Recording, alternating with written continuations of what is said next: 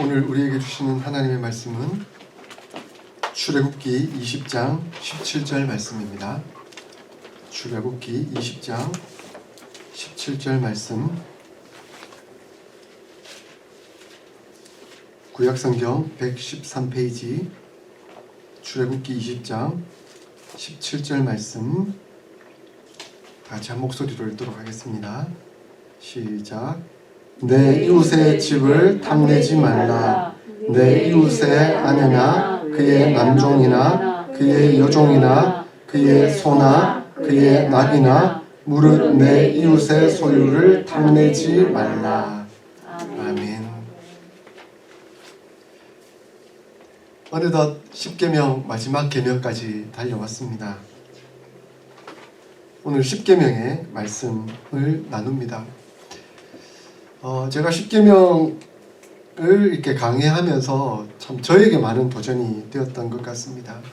처음으로 십계명 전체를 제가 깊이 있게 살펴보고 그를 말씀으로 나누는 기회를 가졌는데, 그냥 단순하게 알았던 이 십계명이 성경 전체를 통하여 조망하여 볼 때 이것이 얼마나 깊이 있게 하나님께서 우리에게 주신 말씀인가 하는 것을 보게 되면서 저 자신을 깨닫게 되고 돌아보는 계기가 되었을 뿐만 아니라 하나님의 말씀의 풍성함이 얼마나 깊은가 하는 것에 대한 감사한 시간이 되기도 하였습니다.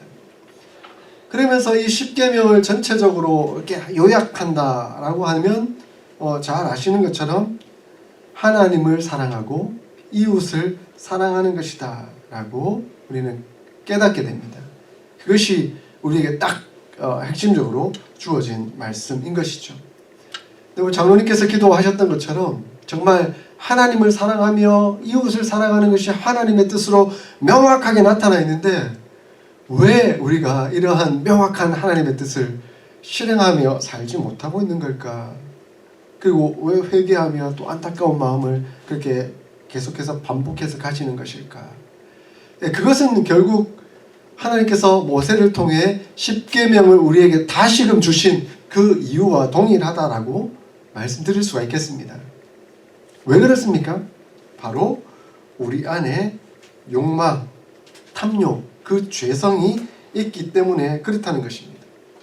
근원적으로 보면 내가 나의 주인이 되려고 하는, 그러니까 내가 스스로 신이 되고 하나님이 되고 나의 주인이 되려고 하는 그 욕망에서 시작되어서, 그러다 보니까 다른 사람과 비교하면서 그 비교의식 속에 내가 나의 주인이니까 내가 더 높은 사람이 되어야 된다. 내가 남들보다 더 많이 가져야 된다. 내가 남들보다 더 높아져야 된다. 내가 남들로부터 존경을 받아야 된다 하는 그런 욕심이 우리 안에 가득하기 때문에 그렇다는 것이죠. 그래서 하나님은 1계명부터 10계명까지 모세를 통해서 우리에게 주시면서 너희 안에 있는 그 죄성을 봐라. 근데 그것이 결국 1계명, 다른 신을 두려고 하는, 네 자신이 신이 되고 또 다른 것들로 신이 되게 하려는 그것으로부터 시작해서 제일 마지막에 10계명에 너희 안에 그것이 탐욕으로 있기 때문이다 하는 것을 말씀으로 가르쳐주고 있습니다. 결국 탐욕의 대상은 총괄적인 것입니다. 고대 근동 이 성경적인 시대를 보면 이스라엘에서 여성이나 남종, 여종 그리고 가축들 모든 것들은 다 남자의 소유물로 여겨졌습니다. 그래서 오늘 본문에서 내 이웃의 집을 탐내지 말라. 그리고 그 집안에 있는 모든 소유물들 하나하나 그거 다 덧붙여서 따져서 그것을 탐하는 그것이 너희 안에 있는 죄성이다. 그렇게 말씀해 주고 있습니다. 그래서 탐내지 말라 하는 말의 직접적인 성경적인 뜻을 우리는 좀 살펴볼 필요가 있는데요. 탐내다라는 말의 히브리어는 하마드라는 단어입니다. 이 하마드라는 단어는 강한 욕망을 포함하고 있는 말입니다. 그러니까 우리의 행위, 그 탐을 내는 행위뿐만 아니라 그 안에 있는 우리의 감정, 우리의 마음의 상태, 우리의 욕망에 있는 모든 것을 포함하고 있다는 말입니다. 그러므로 마음속에 탐내는 정신적 차원을 넘어서서 그 마음이 이끄는 대로 계획을 세우고 실천하려고 하는 행위를 포함한 모든 욕망의 그 단계들을 설명하고 있는 것이지요. 그래서 종교개혁자 칼빈은 이 열 번째 계명을 단지 이웃의 물건을 가지려는 외적인 행위를 넘어서서 그것을 가지려고 했던 그 마음의 내적인 탐심, 그 죄성으로부터 나오는 그것을 지적하는 계명으로 설명하고 있습니다. 인간의 의지와는 상관없이 이미 그 마음속 그 뿌리 박힌 죄성이 바로 탐심이다라고 지적하고 있는 것입니다. 우리는 이 탐심을 성경을 통해서 잘 보고 있습니다. 우리 출애굽기를 이제 넘어서면 나중에 여호수아서가 나오게 될 텐데요. 여호수아서를 보면서 우리 탐심에 가장 실패한 한 인간을 보게 됩니다. 이스라엘 백성들이 그 요단강을 건너서 여리고성을 정복하는 엄청난 결과를 이루게 됩니다. 그 여리고성을 정복하게 된 과정에는 하나님의 역사가 있었습니다. 하나님의 말씀에 순종하여서 하루에 한 바퀴씩 돌고 마지막 7번째 날에는 7바퀴를 돌라고 하는, 그냥 돌라고 하는 어처구니 없는 그 이해도 안 되는 하나님의 말씀에 순종했을 때 그 여리고성이 무너지는 엄청난 결과들, 말씀에 순종했을 때 승리하는 놀라운 역사들을 이스라엘 백성들이 보게 되는 것이죠. 그랬을 때 하나님을 의지하고 하나님만 바라보고 하나님을 믿는 믿음으로 살아갈 때 우리에게 승리가 주어진다는 것을 그들이 경험하게 됩니다. 그런데 하나님께서 더 한 가지 말씀하셨죠. 여리고 성에 들어갔을 때는 반드시 모든 것을 진멸해야 한다. 그 속에 들어갔을 때 그 속에 있는 풍성함에 너희들이 현혹되어서는 안 된다. 세상적인 것들에 마음을 써서는 안 된다. 그래서 다 진멸해야 된다라고 하나님 명령하셨습니다. 하나님의 역사, 하나님의 능력은 세상의 풍요함에 있는 것이 아니라 하나님 자신에게 있고 하나님의 말씀에 있다는 것을 우리에게 가르쳐 주기 위함이셨습니다. 그래서 그 안에 순종하기만 하면 하나님의 능력, 하나님의 역사는 계속해서 이루어지게 되는 것이죠. 그런데 그 여리고성을 점령했을 때 그 풍성함을 보고 있는 한 사람이 있었습니다. 하나님의 말씀은 잊어버리고 그 세상적인 것들을 보면서 세상의 눈을 뜨게 되고 그 속에 탐심에 현혹되는 한 사람이 있었죠. 누구였습니까? 바로 아간이었습니다. 아간은 하나님의 말씀을 저버렸습니다.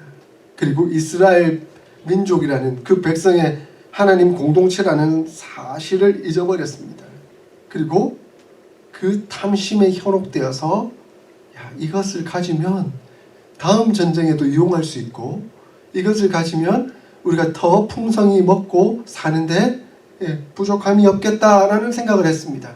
하나님의 말씀보다는 세상적인 관점에 그의 마음을 빼앗겨버리고 말았던 것이죠.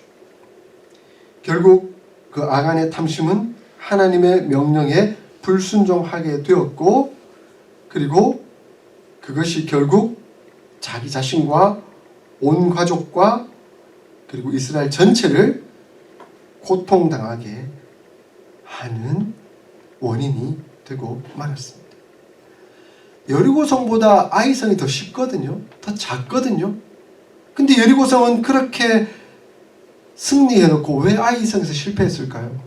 하나님의 도우심이 없었기 때문입니다. 바로 그것이 가장 중요한 문제였던 것입니다. 결국 하나님을 신뢰하지 않고는, 그 하나님의 신뢰는 결국 우리 인간의 그 탐욕을 극복해야 되는데 그것을 극복하지 못하고서는 실패할 수밖에 없다는 것을 성경은 우리에게 누누이 가르쳐주고 있는 것이죠. 이스라엘 백성들이 광야를 지날 때 그 애굽 땅에서 먹던 고기가 생각나는 거예요. 고기가 너무너무 먹고 싶은 거예요. 그래서 하나님 고기 주세요. 고기 주세요. 하나님 고기 주셨죠. 메추라기를 하나님 베풀어 주셨습니다. 그 메추라기를 베풀어 주신 그것이 축복이죠. 은혜죠. 그런데 그 축복과 은혜가 한순간에 저주가 된 사람들이 있었습니다. 하나님이 베풀어 주신 능력이 오히려 그들에게 저주가 된 사람들이 있었습니다. 어떤 사람이었습니까? 탐욕을 부렸던 사람들, 욕심을 부렸던 사람들. 야, 안식일이 되는 딱 2배만을 거둬야 되는데 내일은 내일 하나님께서 주실 것이라는 믿음을 가지고 딱 그날에 주신 것에 만족하고 감사하며 그것만 거둬야 됐는데 더 많이 거두는 거죠. 모레도 생각하고 일주일 후도 생각하고 미래를 생각하면서 야, 더 많이 두면 내가 내일은 안 나가도 되고, 아니 다른 사람보다 더 많이 가지고 있으니까 나는 염려할 게 없어 라고 생각했던 것이죠. 그런데 그 탐심이 썩어 문드러지는 쓰레기를 만들어낸 결과로 나오게 되었습니다. 결국 탐욕을 부리는 자에게는 쓰레기라는 저주가 그들에게 임하게 되는 것을 보게 됩니다. 이것이 인간의 죄성, 인간의 탐욕입니다. 아간을 봐서도 알고, 그리고 욕심을 부렸던 그런 사람들의 모습을 통해서도 잘 보게 되는 겁니다. 그래서 잠언에, 지혜의 말씀에 우리가 하나님 앞에서 어떻게 살아야 되는가? 내가 2가지를 주께 고하였사오니 내가 죽기 전에 내게 거절하지 마시옵소서. 곧 헛된 것과 거짓말을 내게서 멀리 하옵시며 나를 가난하게도 마옵시고 부하게도 마옵시고 오직 필요한 양식으로 나를 먹이시옵소서. 혹 내가 배불러서 하나님을 모른다, 여호와가 누구냐 할까 하오며, 혹 내가 가난하여 도둑질하고 내 하나님의 이름이 욕되게 할까 두려워함이니이다. 이러한 지혜가 필요하다는 것이죠. 이것은 내가 다 내 욕심, 내 욕망, 그 탐욕을 다 내려놓고 하나님만 바라보고 의지하며 하루하루 기쁨으로 살겠습니다. 이러한 고백이 담겨져 있는 것입니다. 오늘날 한국교회의 탐욕이 얼마나 깊이 들어와 있는지 많은 것을 느끼게 됩니다. 근데 이 코로나 상황이 딱 되니까 한국 사회에 터지더라고요. 골맞던 게 다 터져 나오더라고요. 위기의 상황이 되면 사람들이 이 본능이 드러나는 거예요. 지금 한국 사회에서 뉴스에서 가장 많이 나오는 이름이, 물론 정치 이런 거 다 빼고 사회적 현상 속에서 이름 하나 들어보셨어요? 마이클 조 선교사 이름 들어보셨어요? 예, 참 안타까운 이름이죠. 안타까운 이름. IM 선교회를 조직하고 IEM 기독교 대안학교를 설립했다고 하는데 전혀 신고도 하지 않고 자기들만의 세상을 만들어서, 근데 그 속에도 가만히 들어보면 탐욕이 가득해요. 이 마이클 조라는 분은 그냥 대전과 천안 지역에서 영어 학원을 잠깐 운영했는데 거기에 기독교라는 이름을 만나고 하나님의 이름을 팔기 시작한 거죠. 그러니까 돈이 막 들어오는 거예요. 사람들이 몰리기 시작하는 거죠. 그러니까 그 속에서 더 많이 돈을 벌 수 있는 방법이 뭘까를 연구하는 거예요. 그러면 교회를 상대로, 또 기독교인들이 상대로, 부모들이 또 영어 교육, 여기 미국이지만 열망이 있는 거예요. 그래서 영어 가르친다고 또 교회 안에서 가르친다 하니까 애들을 막 보내는 거죠. 그런 탐욕들이 다 합해져가지고, 그런데 이 사람을 신뢰할 수 있느냐?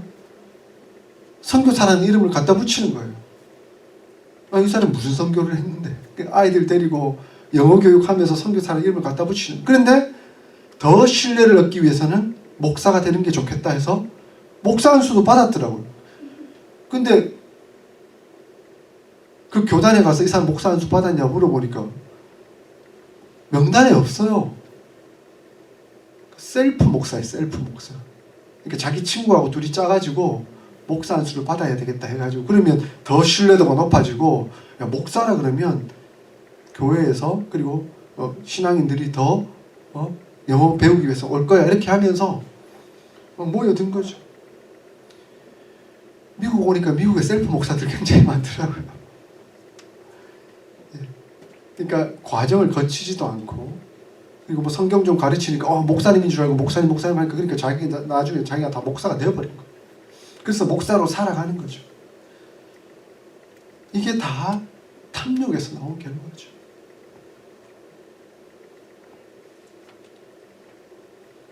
얼마나 하나님 앞에서 하나님이란 이름으로 종교 장사를 할 수 있는지, 이게 교회도 마찬가지입니다. 그래서 지금은 한국 교회 내에 장사로 들어와 있는, 하나님의 이름을 팔아 장사하고 있는 그런 것들이 여실히 드러나고 있는 현실, 그 시대 속에 살아가고 있는 것 같습니다. 그래서 한 목사님이 이가봇 하나님의 영광이 떠났다. 하나님의 영광이 이곳에서 떠났다. 한국교회에 하나님께서 베풀어 주신 놀라운 축복과 은혜, 부흥이 있었는데 이제는 하나님의 영광을 스스로 무너뜨려버리는 안타까운 결과를 우리가 맞이하게 되지는 않았는지 두려워하며 돌아볼 필요가 있습니다. 성경은 우리에게 말씀합니다. 욕망을 다스려라. 욕망을 다스려라. 사실 이 종교들마다 이 욕망을 다스리도록 요청을 하고 있습니다. 근데 몇몇 종교는 아예 욕망을 소멸하고 욕망에 초연해서 더 이상 욕망이 불타오르지 않는 것을 목표로 삼는 듯한 가르침을 보여줍니다. 불교가 대표적으로 그렇죠. 욕망을 버려라. 그것이 불교의 가르침입니다. 그러니까 욕망을 버리려는 그러한 욕망조차도 버려라. 굉장히 심오한 그런 내용인 것처럼 보이죠. 그래서 그 욕망 자체를 다 버리게 되면 무소유의 단계에 이르게 되고 그 사람을 곧 깨달았다, 해탈했다 이렇게 표현하죠. 그래서 법정 스님이 쓴 책 무소유라는 책이 굉장히 인기를 얻기도 하고 저도 대학원 시절에 그 책을 읽으면서 도전을 받기도 하고 그랬던 기억이 있습니다. 그런데 하나님의 가르침은 그렇지는 않습니다. 기독교의 가르침은 그런 종교와는 다릅니다. 불교의 주장처럼 무소유의 삶을 살아라 라고 말하지는 않습니다. 사유재산을 인정하죠. 너희가 가질 것은 가지는 것에 대해서 성경적으로 그것을 불법으로 말씀하고 있지는 않습니다. 다만 인간의 가진 그 욕망에 대해서 하나님은 제어할 것을 말씀하고 있는 것이죠. 인간의 욕망은 이웃이라는 사회적인 관계 안에서 보여주고 있기 때문에 그렇습니다. 그래서 하나님은 네가 가질 수 있는 것, 가진 것, 그것에 만족하고 그것에 감사하고 하나님께 영광 돌려드리며 살지, 결과적으로 그것을 넘어서서 남의 것을 탐하면서 이웃에게 해를 끼치려고 하는 그런 모습을 가져서는 안 된다라고 말씀하고 있다는 것입니다. 그래서 그리스도인의 문제는 욕망이 있는 것 자체가 문제가 아니라 그 욕망으로 가득해서 욕망이 충족되지 않아 불안해하는 데 있고 그것이 실현되지 않을 때는 낙심하고 좌절하고 그러한 모습을 보이는 데 있다는 것입니다. 그래서 십계명을 포함해서 이 율법은 우리가 하나님을 갈망한다는 사실, 이것이 우리 인간에게 내면에 있을 뿐만 아니라 우리 인간 내면에 무질서한 욕망이 가득해 있다 하는 것을 우리에게 가르쳐 주고 있습니다. 성경은 욕망을 버리라고 말하고 있지 않습니다. 때로는 우리의 욕구가 있죠. 욕구조차도 사실은 하나님이 창조하신 창조 섭리에 있는 것이죠. 인간에게 성욕이 있잖아요. 성욕이 있어야만 남자와 여자가 사랑하게 되고 그 사랑의 결과로서 결혼하게 되고 그리고 자녀를 낳고 번성해가는 그런 축복을 누릴 수가 있는 거잖아요. 그것은 자연스러운 욕구잖아요. 인간에게 소유욕이 있습니다. 소유욕은 우리 인간이 노동을 하고 싶어하는 그런 마음을 갖게 합니다. 그리고 노동의 대가로서 내가 얻을 수 있고 그 얻기 위하여 내가 더 땀을 흘리고 애를 쓰며 노력하는 그런 귀한 것이 되는 것이죠. 그 소유욕 자체가 나쁜 것이 아닙니다. 명예욕이 있죠. 스스로 자긍심과 자존심을 가지고 살아가려고 그리고 남에게 좀 기쁘게 하고 인정을 받으려고 하는 그 자체가 나쁜 태도가 아닌 것이죠. 물론 그것 자체로 내가 막 자랑하려고 하고 넘어서려고 하는 그 욕구를 부린다면 잘못이 되겠지만. 그래서 사도 바울이 뭐라고 얘기합니까? 빌립보서 4장 8절에 끝으로 형제들아 무엇에든지 참되며 무엇에든지 경건하며 무엇에든지 옳으며 무엇에든지 정결하며 무엇에든지 사랑받을 만하며 무엇에든지 칭찬받을 만하며 무슨 덕이 있든지 무슨 기림이 있든지 이것들을 생각하라 라고 말씀합니다.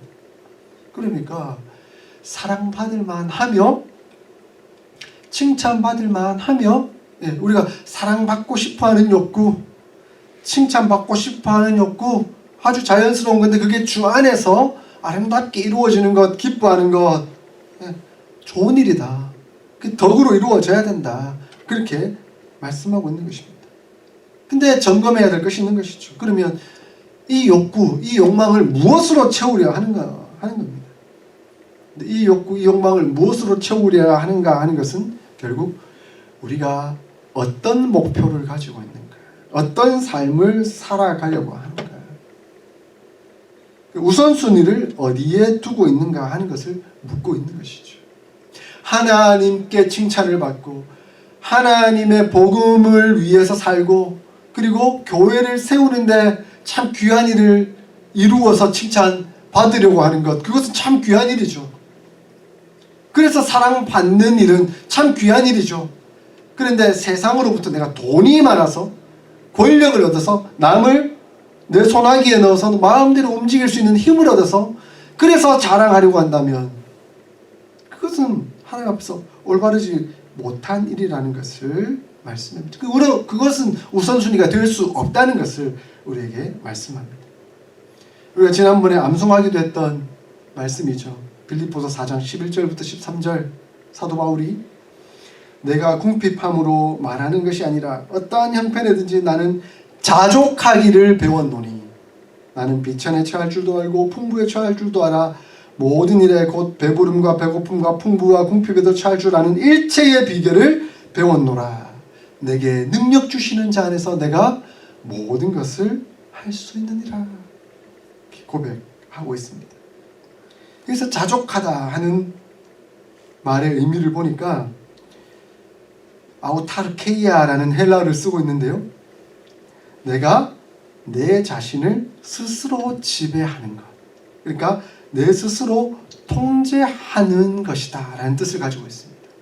그러니까 하나님 앞에서 내가 자족한다는 것은 내 욕구, 내 욕망을 통제하는 능력을 가졌다라는 것을 의미합니다.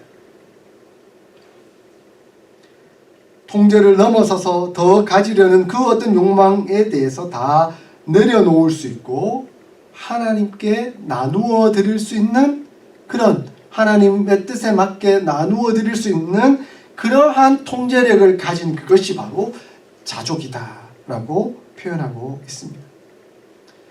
그러므로 저는 결론적으로 말씀드리고 싶은 건 우리의 욕망을 통제해야 되는데 그 통제할 수 있는 방법이 뭐냐는 겁니다. 결국 너무 쉽죠. 너무 단순합니다. 1계명으로 돌아가는 겁니다. 하나님께로 돌아가는 겁니다. 여호와께로 돌아가는 겁니다. 하나님 안에 온전히 있을 때, 여호와 안에 온전히 있을 때, 그 1계명으로 온전히 돌아갈 때 우리는 이러한 욕망을 통제할 수가 있게 되는 것이죠.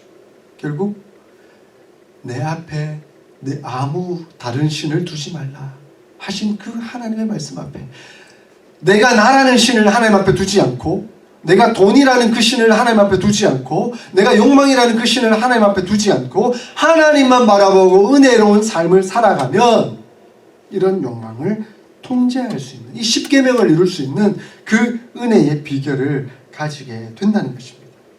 결국 1계명이 파괴되면 다른 계명들이 파괴되어 있습니다. 1계명이 안 되는데 2, 3, 4계명이 안 되겠죠. 이 1계명이 파괴되면 연쇄적인 계명의 파괴가 따릅니다. 대표적인 예가 아합과 이세벨이잖아요. 지난주에도 예를 들었지만 하나님을 경외하지 않으니까 탐욕을 제어하지 못하는 겁니다. 탐욕을 제어하지 못하니까 나봇의 포도원을 자기가 마음껏 가지고 싶은 거예요. 그러니까 온갖 술수를 쓰는 거죠. 거짓 증거를 갖다 드리는 거죠. 갖다 대는 거죠. 그리고 살인해버립니다. 이러한 연쇄적인 파괴의 결과들이 나타나게 되는 거죠. 이러한 탐심을 통제하기 위한 우리는 훈련을 지속적으로 하나님 앞에 해나가야 하겠습니다. 자, 목표는 단순합니다. 여호와께로 돌아가는 것, 하나님께로 돌아가는 것. 그런 훈련으로 우리가 하나님 앞에 나가야 합니다. 자, 여호와께로 돌아가는 훈련은 하나님이 우리에게 은혜로 주신 방편에 있습니다. 은혜의 방편, 핵심적인 두 가지 있죠. 우리 늘 마음에 새겨야 합니다. 말씀과 기도. 말씀과 기도. 말씀과 기도 없이는 하나님께 돌아가지 못합니다. 하나님께서 우리에게 예수 그리스도를 통해서 말씀과 기도라는 방편을 통해서 하나님께로 돌아갈 수 있는 그 길을 열어놓으셨는데 말씀을 읽지도 않고 기도하지도 않고 그리고 하나님 믿는다라고, 그 믿음은 어디서 나온 믿음인지 잘 모르겠습니다. 그냥 자기 만족에 겨워서 하는 믿음일 수도 있는 것이죠. 그러므로 우리는 날마다 말씀과 기도를 통해 하나님 앞에 서야 합니다. 말씀 속에 하나님이 뭐라고 말씀하고 있는지, 하나님이 어떤 분이신지, 하나님께서 어떤 계시를 보여주셨는지, 하나님께서 예수 그리스도를 어떻게 보내주셨고 그분을 어떻게 믿도록 하셨는지 말씀을 통해 늘 상고하고 그 말씀을 통해서 우리가 알아가야 하는 것이죠. 그리고 우리 능력으로 안 되니까 그 순종하고 싶은 마음이 생겼는데 말씀을 따라 살기가 쉽지 않으니까 성령의 도우심과 은혜를, 하나님의 힘을 얻기 위하여 우리가 기도하는 겁니다. 하나님 도와주십시오. 하나님 능력 주시옵소서. 나는 안 됩니다. 난 또 내 탐욕에 끌립니다. 성령 하나님의 도우심 없이는 안 됩니다. 기도하오니 힘을 주시옵소서. 하나님 역사하여 주시옵소서. 하나님께 우선순위를 두고 행하는 그런 실천들을 노력해야 합니다. 기도하고 감당해 나가야 합니다. 자, 이러한 훈련을 해 나가는 핵심적인 구체적인 방법, 말씀과 기도가 핵심이지만 거기에 따라서 예배 중심의 삶을 사는 것. 자, 우리 참 기뻐요. 저는 우리 장로님, 권사님, 집사님 얼마나 이 예배를 사모하시는지, 이 예배 중심으로 살기 위해서 얼마나 애를 쓰시는지, 이 예배에 모든 가치를 두고 모든 우선순위를 두고 주님 앞에 나오는 것. 그리고 이 예배에 나오면 결국 말씀을 듣고 말씀 중심의 삶을 살고 또 하나님께서 내 인생의 모든 것이 되십니다라고 고백하면서 헌금을 드리는 일. 그것 또한 하나님 우선적인 삶을 살아가는 것이죠. 우리의 고백이 여기에 담겨져 있는 것이죠. 헌금을 드리는 것을 보면 결국 내가 하나님 우선적인 삶, 하나님 중심의 삶을 사는지 아니면 내 중심의 삶을 사는지 하는 것들을 돌아볼 수 있습니다. 참 저도 한때는 참 순수했던 마음이 있었던 것 같아요. 지금 목사가 돼서 늘 순수해야 되지만 제가 처음으로 돈을 벌어본 적이 있었어요. 처음으로 돈을 벌어본 적이 언제냐면 신학교에 입학해서 1학년이 지나고 이제 2학년이 딱 넘어가는데 이제 새로운 신입생을 받잖아요. 그래서 학력고사를 치고 학력고사 세대니까 오래된 세대죠. 학력고사를 치는데 그 학력고사를 치는데 이제 물론 교수님들, 선생님들이 그 감독관을 하지만 그 면접을 하기 위해서 그 우리 학생들 중에 알바생을 구해요. 그래서 이제 학생들을 잘 올 수 있도록 안내하고 그다음 뭐 이렇게 책상에 이런 것들도 정리하고 뭐 이런 알바생을 구해요. 그때 제가 지원을 했죠. 지원을 했더니 하루 종일 어떠한 일을 한다, 뭐 신입생이 오면 뭐 어떻게 안내하고 뭐 그다음 시설은 어떻게 준비하고 이런 일들을 하는 거죠. 그 일을 했더니 그때 돈으로 3만 원 주더라고요. 예. 지금으로 따지면 그래도 조금 더 많은, 뭐 그리 큰 돈은 아니죠. 근데 제가 그 돈을 딱 받아드는 순간 내 인생의 첫 열매다. 처음으로 벌어본 돈이다. 이건 하나님 주신 것이다. 하나님께 바쳐야 되겠다. 그런 마음이 들더라고요. 그래서 작은 돈이지만, 큰 돈은 아니지만, 그렇지만 제 인생에 처음 본 전 재산이었잖아요. 그것을 하나님께 헌금으로 드렸죠. 하나님 기쁨을 주시더라고요. 은혜를 주시더라고요. 그리고 그 외에 다른 모든 것, 더 많은 것들을 하나님 채워주시잖아요. 하나님 많은 것 바라는 것이 아니시죠. 하나님이 없으셔서 바라시는 것이 아니시죠. 하나님은 우리의 중심을 보고 계십니다. 그래서 네가 나를 최우선으로 여기고 있느냐, 네의 탐심, 탐욕을 다 내려놓고 나를 최우선으로 여기고 있느냐 하는 것을 하나님께서 보고 계시는 것이죠. 그것이 우리의 가치관입니다. 그게 우리의 가치관이 돼요. 그 가치관은 행동으로 나오게 되어 있습니다. 그 사람 행동을 가만히 보면 그 사람 내면의 가치관이 뭔지를 알 수 있어요. 교회는 다니고 있지만, 하나님을 믿는다고 했지만 세상적인 말만 하고 세상적인 방법을 따라 살아가고 있으면, 교회는 나오고 있지만 세상적 가치관에 따라 살아가고 있는 거죠. 그거 가만히 보면 보이는 거죠. 가치관을 속일 수는 없습니다. 그 속마음을 속일 수는 없는 것이죠. 이러한 가치관에 따라 살아가는 사람들의 모임을 우리는 교회라고 부릅니다.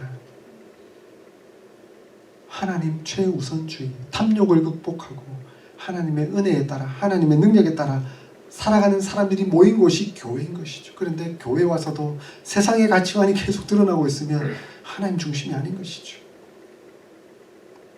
그러므로 탐심이 통제되어야 하는 곳이 바로 교회입니다. 그런데 교회가 돈벌이 수단이 되고, 지금 한국 사회가 그렇잖아요. 하나님의 이름이 땅에 떨어지고 하나님의 이름이 욕되게 돼요. 교회가 오히려 그런 역할을 하고 있다는 것은 너무나 안타까운 일입니다. 결국 욕망의 노예가 되어서 하나님을 위장하고 있지는 않은지 우리 자신을 돌아보고 교회를 또한 돌아보아야 하겠습니다. 그리고 하나님의 말씀에 따라 자족하는 삶, 검소한 삶, 감사의 삶, 베풀매 삶을 우리가 살아가야 하는 것이죠. 사도 바울은 항상 기뻐하고 늘 감사하라라고 얘기합니다. 그리고 무엇보다도 하나님을 갈망해야 합니다. 그래서 이 말씀을 준비하다 보니까 아나바다라는 이 단어가 자꾸 떠오르더라고요. 혹시 들어보셨어요? 네, 한국에 있는 교회에서 이제 많이 썼는데, 아껴 쓰고 나눠 쓰고 바꾸어 쓰고 다 같이 쓰고, 아나바다. 우리 교회도 좀 그랬으면 좋겠어요. 예, 결국 그 혜택은 제가 제일 많이 보겠지만, 예, 우리 신학교에 살면 신학생들이 다 가난하니까 아무것도 없어요. 그런데 우리 집에도 공짜 물품들이 가득합니다. 제 집사람이 어디서 이렇게 잘 구해오는지. 사모님들이 다 카톡을 만들어서 사모님이 그룹을 이루고 있거든요. 한 150명이 있대요, 그 안에. 근데 신학생들이 우리 기숙사 그 뉴하우징인데, 뉴하우징에 이사를 들어왔다가 이제 이사를 나가요. 이제 한국으로 들어가는 사람도 있고 타주로 이제 사역을 위해서 옮겨가는 사람도 있는데, 이삿짐을 다 들고 갈 수 없으니까 뭐 10불에 팔기도 하고 20불에 팔기도 하고, 아니면 그냥 다 내놓기도 해요. 그냥 자기 집 앞마당에 몇 시부터 다 펼쳐놓을 테니까 가져가세요. 수많은 사모들이, 그 남편들도 막 사모의 손에 이끌려가지고 와가지고 필요한 대로 가요. 우리 집 식탁, 우리 집 소파, 우리 집 세탁기, 우리 집 건조기 모든 게 거기서 왔습니다. 근데 다 쓰면서 살아가고 있어요. 욕심을 부리지 않으면 돼요. 그러니까 하나님께서 우리 집 TV 없다고 우리 작은 딸을 통해서 학교에서 출석 잘한다고 출석 그 추첨상으로 52인치 TV를 다 오도록 만드셨어요. 그 TV도 공짜로 그냥 생겨가지고 또 은혜로 이게 오게 되고, 그렇게 돈을 쓰지 않아도 살아갈 수 있는 은혜의 방편 하나님께서 우리에게 베풀어 주시는 결과를 주시는 것이죠. 제가 한 책을 읽다가 굉장히 큰 도전을 받았습니다. 하나가 뭐냐면 이웃이 되어 주십시오라는 겁니다. 하나님 사랑, 이웃 사랑, 이웃이 되어 주십시오. 근데 누가 이웃입니까? 누가복음 10장에 보면 그 답을 알 수가 있습니다. 한 율법 교사가 성경의 가르침이 뭡니까? 예수님이 묻죠. 율법의 핵심적인 가르침이 뭐냐라고 물었을 때 율법교에서 잘 대답합니다. 마음과 뜻과 정성을 다해 하나님을 사랑하고 내 이웃을 내 몸과 같이 사랑하는 겁니다. 네 말이 옳도다. 그러니까 이 율법교사가 한마디 더 묻습니다. 내 이웃이 누구입니까? 그랬더니 예수님께서 선한 사마리아인 비유를 듭니다. 한 강도 만난 사람이 예루살렘에서 여리고로 내려가다가 강도를 만나서 죽을 위기에 놓였는데 거기에 제사장이 내려가다가도 피해서 지나가 버리고 거기 레위 사람이 지나가다가 보고도 피해 도망가 버려요. 근데 그들이 개처럼 여기는 사마리아인이 지나가다가 그 사람을 발견하고 치유해주고 회복될 때까지 맡겨놓고 혹시 돈이 더 든다면 내가 그 돈까지도 다 지불하겠습니다라고 대답합니다. 그때 예수님이 그에게 묻죠. 누가 이 사람의 이웃이냐? 그때 율법교사가 뭐라고 대답하는지 아세요? 사마리아인입니다 라고 이렇게 대답하지 않습니다. 자비를 베푼 사람입니다. 사마리아인이라는 이름조차 올리기 싫었던 거겠죠. 자비를 베푼 사람입니다. 이웃은 공간적 인접성이 아닙니다. 옆에 산다고 이웃이 아닌 것이죠. 관계성이 있습니다. 그 사람에게 관심을 가지고 사랑에 따라 이웃이 결정되는 겁니다. 우리는 우리 이웃들에게 이웃이 되어주고 있습니까? 아니면 그냥 거리가 가까워서 이웃이라는 이름으로 살고 있습니까? 아닙니다. 성경은 우리에게 이웃이 되어주라라고 말씀하고 있습니다. 그것이 이웃 사랑입니다. 탐욕을 제거하고 긍휼을 베풀어 줄 수 있는, 자비를 베풀어 줄 수 있는 마음, 그것이 바로 진정한 이웃이 되어주는 것입니다. 사랑하는 성도 여러분, 십계명의 말씀을 살펴보았습니다.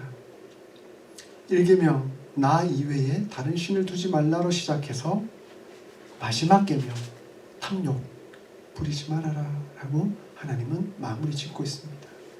이 두 계명이 사실은 핵심입니다. 샌드위치 구조라고 하더라고요. 핵심적으로 처음과 마지막에 주어져 있습니다. 하나님을 사랑하며 이 욕망을 극복할 수가 있습니다. 이 은혜 속에 우리가 살아가야 합니다. 결코 충족될 수 없는 것으로 만족을 느끼려 해서는 안 됩니다.